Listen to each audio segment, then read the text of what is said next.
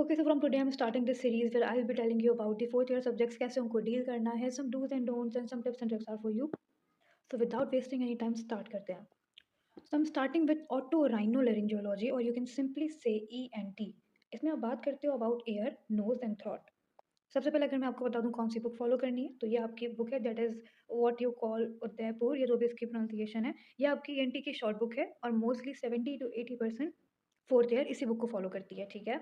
But me being me, मैंने इसको कभी भी फॉलो नहीं किया. मैं आपको बताती हूँ इसके क्या है प्रॉस एंड कॉन्स, फिर आपने खुद डिसाइड करना है you will choose this book और नॉट. देखें, सबसे पहले इस बुक को चूज़ करना फॉर योर ईएनटी एक वाइज डिसीजन है, एक रिस्क फ्री डिसीजन है. नॉट ओनली दैट, ये आपका अगर आप इसको कर लेते हो तो 70 to 80% BCQs ईजिली हो सकते हैं. आप विद गुड मार्क्स अपना जो एग्जाम है उसको पास कर सकते हो. And as I told you कि ये बिल्कुल रिस्क फ्री सीन होगा और ये बहुत ही क्विकली कवर हो जाएगी. अगर आप चाहो, अगर आप इतना फ्रिक्वेंटली पढ़ते हो तो आप एक मंथ में इसको ईजिली कवर करके याद रख सकते हो. ऑल बिकॉज इसमें शॉर्टली लिखा हुआ है, टू द पॉइंट सब कुछ है, तो इसलिए आपको ईजिली कवर हो जाएगा. लेकिन सिर्फ इसका एक डिसएडवांटेज जिसकी वजह से मैंने इस बुक को फॉलो नहीं किया था वो ये था कि 70 to 80% BCQs कवर होते हैं, 100% नहीं होते. जब आप पास पेपर्स करने बैठोगे तो कुछ ऐसे BCQs होंगे जो कि आप कहोगे कि वो आपने बुक में नहीं पढ़े और वो ऑफकोर्स फिर लॉन्ग बुक से आपको कवर करने होते हैं. तो अगर आपको just with good marks pass होना है, यू आर नॉट मिस्टर और मिस परफेक्ट, आपको बस 70-80% भी स्कोर करना है, तो just go for this book, easily करो और चल सीन है. But if you want to give your maximum, you want to give your 100%, then choose this book. ये आपकी ईएनटी की लॉन्ग बुक है that is what you call Dhingra. मैंने इस बुक को फॉलो किया था और जो मैंने पर्सनली फील किया था कि जो BCQs की लाइंस होती थी वो एग्जैक्टली इसी बुक से मैच हो रही होती थी. This was the only reason कि मैंने इस बुक को पढ़ना स्टार्ट किया था. स्टार्ट मैंने भी उदयपुर से ही किया था, देन मैं सेटिस्फाई नहीं हुई क्योंकि BCQ सॉल्व नहीं हो रहे थे, तो फिर मैं शिफ्ट हो गई टुवर्ड दिस बुक. तो इस बुक का पहला एडवांटेज कि इससे आपके जो BCQs होते हैं वो मैक्सिमम 99% कवर हो जाते हैं. जितने भी BCQs होते हैं उनसे जो उसकी जो लाइंस होती हैं, लाइक बुक की लाइंस होती हैं, उनमें से आपको BCQs मिलते हैं. इसको पास करके आप डिस्टिंक्शन या फिर मैक्सिमम स्कोर कर सकते हो क्योंकि ये एक लॉन्ग बुक है और इसके अंदर सारी इन्फॉर्मेशन गिवन है. वहीं पे इसके अगर मैं डिसएडवांटेज की बात करूँ, एज़ आई टोल्ड यू, क्योंकि ये लॉन्ग बुक है तो इसको पढ़ना एक रिस्क होगा, क्योंकि अगर आप इसको पढ़ोगे तो आपके बाकी सब्जेक्ट्स पेंडिंग पर होंगे, तो हो सकता है कि आप वो बैलेंस ना कर पाओ. मेरे साथ ये प्रॉब्लम हुआ था कि बीच में मुझे लग रहा था कि मैं ऑप्थेल्मोलॉजी को टाइम नहीं दे पा रही और मैं ENT ज़्यादा पढ़ रही हूँ. फिर मैंने बैलेंस किया. तो इसलिए आपको अगर बैलेंस कर सकते हो, आप में कैपेबिलिटीज़ हैं कि आप इस लॉन्ग बुक के साथ बाकी सब्जेक्ट्स को भी कवर कर सकते हो, then you should go for it. ठीक है, तो एज़ आई टोल्ड यू कि इस बुक को पढ़ना थोड़ा-सा रिस्क है क्योंकि आपको बाकी सिलेबस को भी मैनेज करना होगा. बाकी एक और डिसएडवांटेज कि जितना आप पढ़ते हो उतना ही आपको रिटेन भी रखना होता है. अगर आप ज़्यादा पढ़ रहे हो और आपको रिटेन नहीं हो रहा तो फिर वो वर्थ इट नहीं है, ठीक है? तो अगर आप जितना पढ़ते हो उसको रिटेन रख पाते हो, ठीक है? इस बुक को पढ़ के आपको फ़ील नहीं हो रहा कि बहुत ज़्यादा इन्फॉर्मेशन है, बहुत ज़्यादा लेंथी है, देन चूज़ दिस, ओके? नहीं तो आपने वो शॉर्ट बुक पहले करनी है, बाद में अगर आपको टाइम मिलता है then you can come to this. तो मैंने आपको दोनों ही बुक्स के प्रॉस एंड कॉन्स बता दिए हैं. अपनी कैपेबिलिटीज़ को समझो, खुद को समझ के डिसाइड करो कि कौन सी बुक आपको सूट करेगी, ठीक है? अनदर वेरी इंपॉर्टेंट एडवाइस, मैं हमेशा आपसे कहती हूँ कि हमेशा जो आप पढ़ रहे हो उसको एग्जाम ओरिएंटेड पढ़ो. अब मैं आपको बताती हूँ ENT में आपने किन किन पॉइंट्स का ख्याल रखना है. फॉर एग्जाम्पल, अगर ENT का आप एग्जाम देते हो तो मेनली आपने 3 एग्जाम देने होते हैं. पहले आप देते हो BCQ एग्जाम, ठीक है. साथ आप देते हो वो जो पिक्टोरियल एग्जाम होता है OSP का, वो देते हो. फिर आप देते हो लास्ट में वाइवा. अब मैं आपको बताती हूँ कि आपने हर पार्ट को कैसे प्रेप करना है. सबसे पहले अगर मैं बात करूँ BCQ की तो उसका बिल्कुल बेसिक सीन है कि आपने मैक्सिमम पढ़ना है, जितना पढ़ोगे, जितने पास पेपर्स करोगे, ठीक है, जितना आप पढ़ते हो, नोट्स बनाते हो फॉर योर MCQs, उनको आपने रिटेन रखना है. और लास्ट में अगर आपको उदयपुर की तरफ जाना है तो ये जो बुक है इसके हर चैप्टर के लास्ट में आपको BCQs मिलेंगे, ठीक है. They are very helpful. अगर आप चाहो तो चैप्टर के लास्ट में आपको जो BCQs मिलते हैं आप वो भी कर सकते हो फ्रॉम योर बुक उदयपुर, ठीक है. डिंगरा के लास्ट में कोई MCQs नहीं है मगर इसमें आपको मिल जाएंगे. तो अगर आप चैप्टर क्लास के BCQs कर लेते हो तो आपका एक काइंड ऑफ चैप्टर का पूरा रिवीजन हो जाता है, ठीक है. तो BCQs के लिए तो आपने मैक्सिमम पढ़ना है. अब coming to this OSP thing, इसके लिए मैं आपको सबसे पहले गाइड करना चाहती हूँ कि जो भी सब्जेक्ट आप पढ़ना स्टार्ट कर रहे हो, प्लीज़ मेक श्योर कि उसके पास पेपर आपके पास हों. ये बहुत बड़ी मिस्टेक होती है कि पास पेपर एक मंथ पहले, या फिर कुछ तो बिल्कुल ही प्रैक्टिस नहीं करते हैं, एग्जाम से एक दिन पहले पास पेपर देख रहे होते हैं, तो ये नहीं करना है आपने.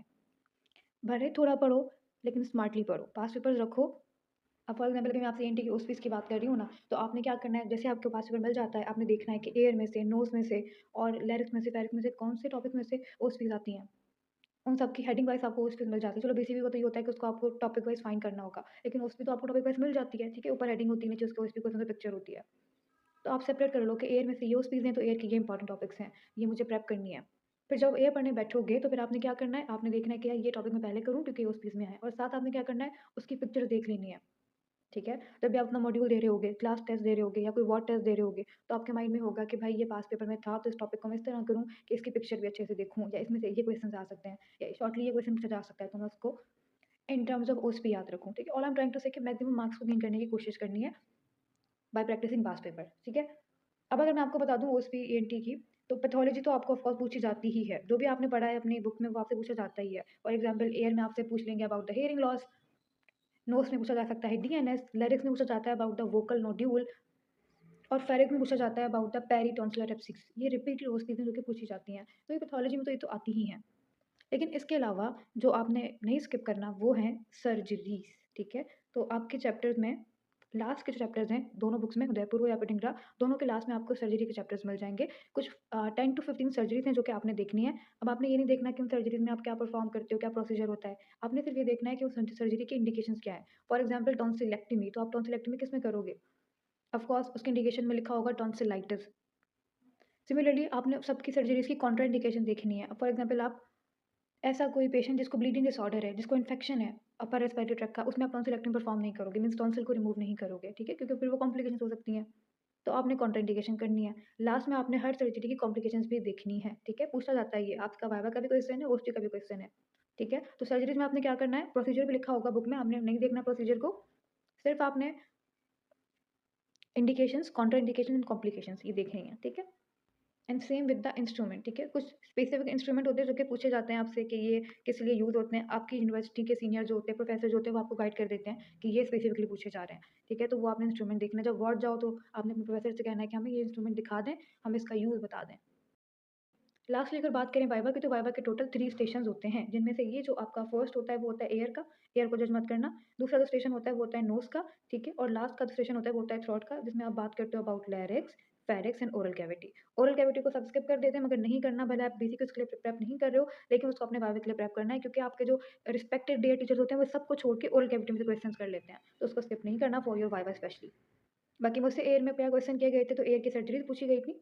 अब टोटली डिपेंड होंगे टीचर के, वहाँ पे पैथोलॉजी पूछ रहे हैं, सर्जरी पूछ रहे हैं या इंस्ट्रूमेंट पूछ रहे हैं, ठीक है? नोट्स में मुझसे एनाटॉमी पूछी गई थी। अगेन प्रो टिप कि आपने इन सब की एनाटॉमी भी करनी है, हर चैप्टर के स्टार्ट में आपको एनाटॉमी मिलती है, फिजियो मिलती है, तो वो करके ही फिर आपने पैथोलॉजिस्ट की तरफ जाना है।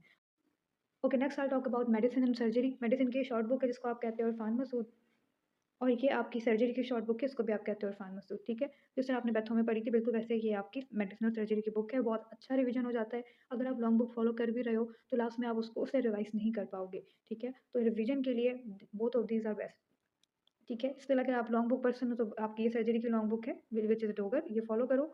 और अगर डेविडसन करना चाहते हो फॉर द मेडिसिन, ये लॉन्ग बुक है, इसको फॉलो करो।